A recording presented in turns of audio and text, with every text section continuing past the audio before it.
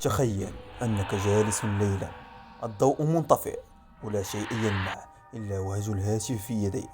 تفتح مقطعا يبدو عاديا، لكن بعد دقائق تدرك أن هذا المقطع أصلا لا ينبغي أن يكون موجود، وأن كل من يشاهده يحدث له شيء لا يفسر. كما قال صاحب القصة: كنت في غرفتي بلا شيء يشغلني، تصفحت هاتفي فإذا بعنوان يقول: أسرار الكتاب المحرم، لا تقرأه إلا إن كنت جاهزا. غلبني الفضول فدخلت. كان يتحدث عن شمس المعارف، طلاسم، أسماء، وأبواب إذا فتحت بغير علم لا تغلق. قبل ما تكمل الفيديو لا تنسى الاشتراك لكي تدعم أخاك.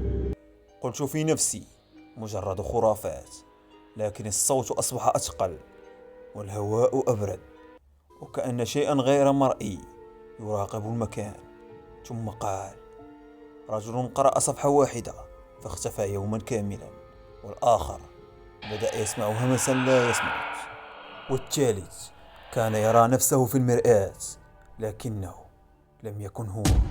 هناك تحول الفضول إلى خوف.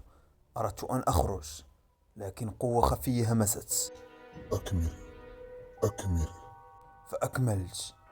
قصص متلاحقة، حكايات لا تنتهي.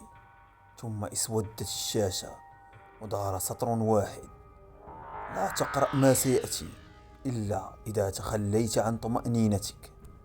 أغلقت الفيديو، لكن منذ تلك الليلة كلما أغمضت عيني عاد ذلك السطر من جديد.